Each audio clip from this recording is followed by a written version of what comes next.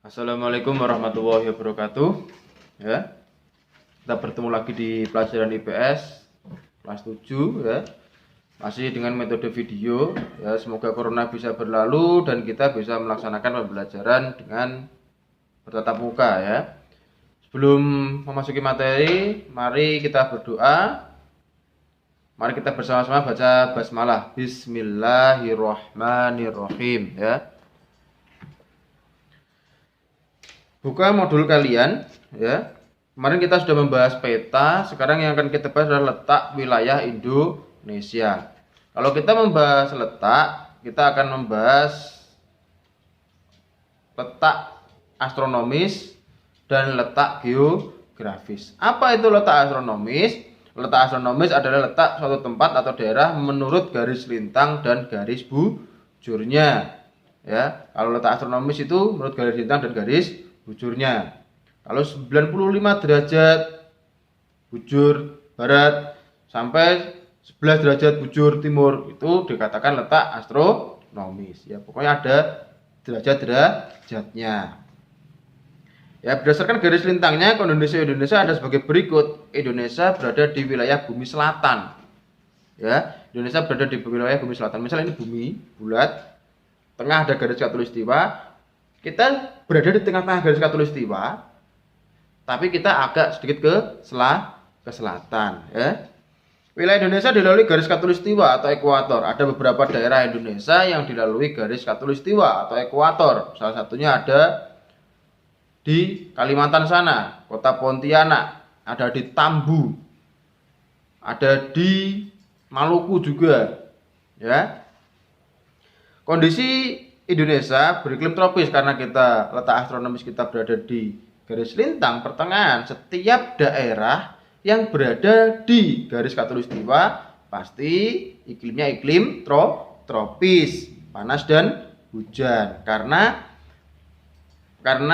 pancaran sinar matahari atau perputaran siang dan malam atau rotasi ya itu seimbang ya. Mempunyai temperatur rata-rata tinggi, temperatur cuaca maksudnya ya, rata-rata tinggi yaitu 26,3 derajat Celcius. Maka dari itu di Indonesia itu dikatakan dingin ya enggak dingin, dikatakan panas ya enggak terlalu panas ya. Mempunyai hujan puncak. Maksudnya dimaksud hujan puncak itu hujan di Indonesia ini ada puncak-puncaknya. Ya, puncak hujan yang lebat sekali itu ada. Maka dari itu orang-orang kita atau kita mengenal istilah Desember, bulan Desember itu gede-gede nih sumber atau Januari hujan sehari-hari. Kalau itu adalah puncak-puncaknya hujan biasanya seperti itu. Tapi itu sekarang tidak bisa kita pakai patokan ya, tidak bisa kita pakai patokan. Kenapa? Karena ekosistem alam sudah mulai tidak stabil. Kenapa kok ekosistem alam sudah mulai tidak stabil? Ya, karena kita sendiri. Ya, karena ulah manusia itu sendiri.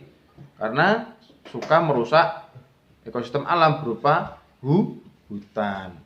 Ya, karena hutan semakin berkurang, tumbuhan semakin berkurang, itulah yang membuat hujan atau musim di Indonesia sudah mulai tidak stabil. Yang seharusnya masuk musim penghujan, belum hujan.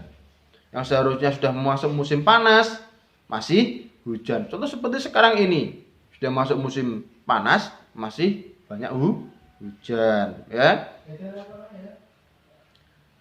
Lanjut ya.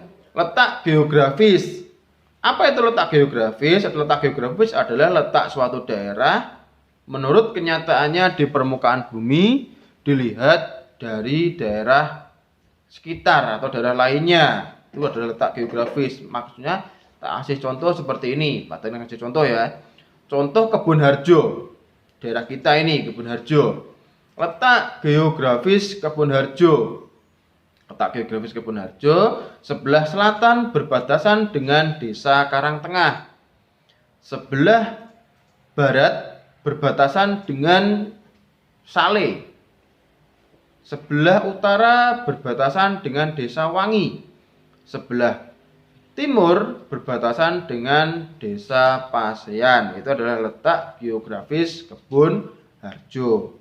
Bagaimana kalau letak geografis Indonesia? Di buku itu ada bagian selatan berbatasan dengan Samudra Hindia atau berbatasan dengan benua Australia. Bagian timur bagian utara berbatasan dengan Samudra Pasifik atau berbatasan dengan benua Asia. Ya, itu adalah letak geografis Indonesia. Lanjut. Potensi sumber daya alam manusia. Ya, halaman 10. Potensi sumber daya alam manusia. Kalau kita membahas sumber daya alam, tentunya kita akan membahas kekayaan atau keanekaragaman alam, ya, keanekaragaman alam. Yang di sumber daya alam itu ada banyak sekali. Ada sumber daya alam hutan, ada sumber daya alam perairan, ada sumber daya alam tambang, ada sumber daya alam udara, banyak sekali. Ada sumber daya alam darat, banyak sekali. Itu sumber daya alam. Berbeda dengan sumber daya manusia. Ya, tapi sebelum membahas sumber daya manusia, kita akan membahas sumber daya alam terlebih dahulu. Ya. Kalau sumber daya manusia yaitu adalah si A ini pandai. Itu berarti sumber daya manusianya tinggi. Si A ini kreatif. Dia berarti sumber daya alamnya tinggi. Sumber daya manusianya tinggi. Si Hasan ini, misal contoh, si Hasan ini pandai sekali. Dia selalu juara 1 di kelasnya. Berarti sumber daya manusianya Hasan, contohnya ya, itu berarti tinggi ya.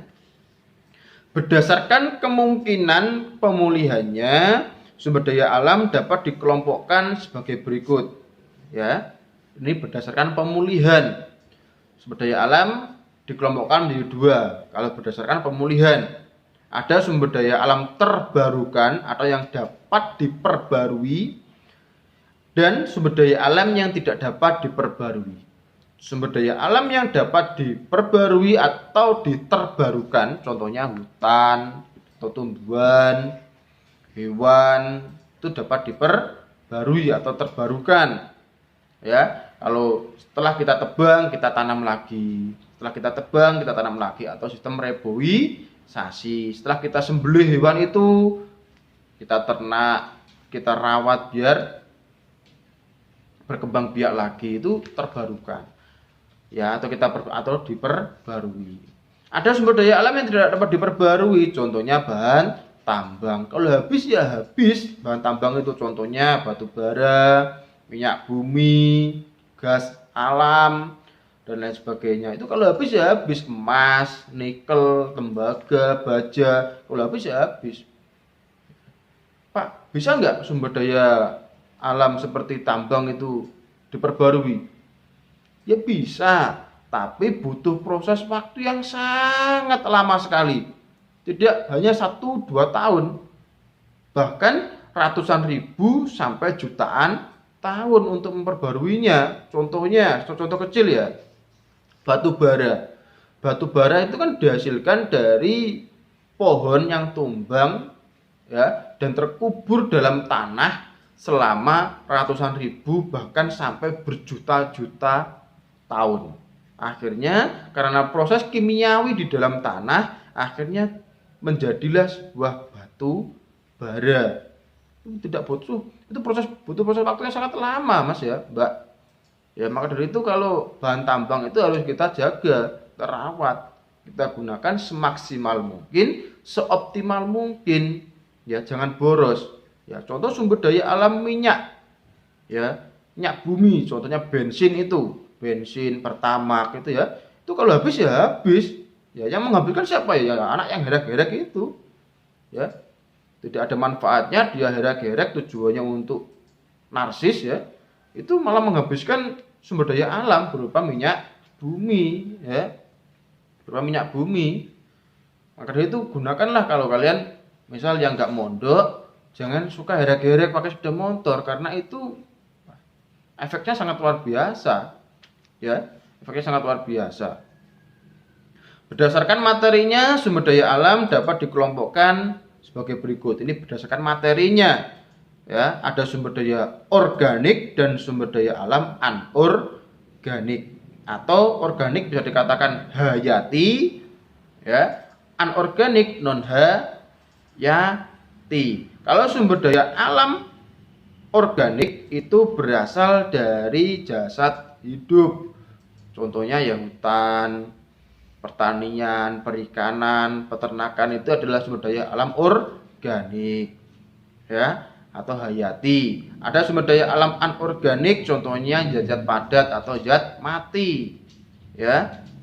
Contohnya tanah, batuan, minyak itu adalah sumber daya alam anorganik atau non hayati. Berdasarkan habitatnya, sumber daya alam juga dibagi menjadi dua, yaitu terestris dan akuatik. Kalau terestris itu adalah sumber daya alam yang ada di daratan, kalau akuatik itu sumber daya alam yang ada di perairan, ya. Sumber daya alam terestris itu contohnya apa? Hutan, ya, hewan-hewan yang ada di daratan, tambang-tambang yang ada di daratan, ya. Kalau akuatik itu sumber daya alam yang ada di perairan, contohnya ikan, terumbu karang, kerang, lobster, mutiara, dan lain sebagainya. Contoh intinya yang ada di perairan. Berdasarkan bentuk sumber daya alam dapat dikelompokkan sebagai berikut. Ada sumber daya materi, ya. Sumber daya alam terbentuk materi, contohnya mineral magnetik, hematif, limonif, siderit, dan pasir kuarsa. Itu adalah materi. Pasir, terus emas, itu adalah materi, ya. Sumber daya alam hayati, sumber daya alam terbentuk makhluk hidup, yaitu hewan, tumbuhan. Dan sumber daya alam hayati itu terbentuk karena proses apa? Proses kita menanam, proses perkawinan, itu hayati, ya, perkawinan antara hewan. Sumber daya energi, daya alam yang berguna untuk menghasilkan energi seperti bahan bakar fosil, bensin, solar, minyak, gas alam, batu bara, itu sumber daya alam energi. Itu kan bisa dipakai untuk energi mesin dan lain sebagainya. Sumber daya ruang, yaitu tempat. Nah, sumber daya itu tempat, ya. Sumber daya waktu itu, ya, kemarau, terus waktu penghujan itu sumber daya alam waktu. Kapan terjadinya hujan, sumber daya alam waktu. Kapan kita belajar, itu adalah sumber daya alam waktu. Berdasarkan daya pakai dan nilai konsumsinya, sumber daya alam dapat dikelompokkan sebagai berikut. Sumber daya alam yang tidak cepat habis, contohnya udara, ya. Ada sumber daya alam yang cepat habis, ya. Contohnya, ya, sumber daya tambang tadi, ya. Cukup itu dari Pak Dain, ya. Sekian, kurang lebihnya Pak Dain minta maaf. Kalau ada materi yang belum kalian pahami, tolong ditanyakan lewat tulisan atau lewat grup, ya. Sekian, wassalamualaikum warahmatullahi wabarakatuh.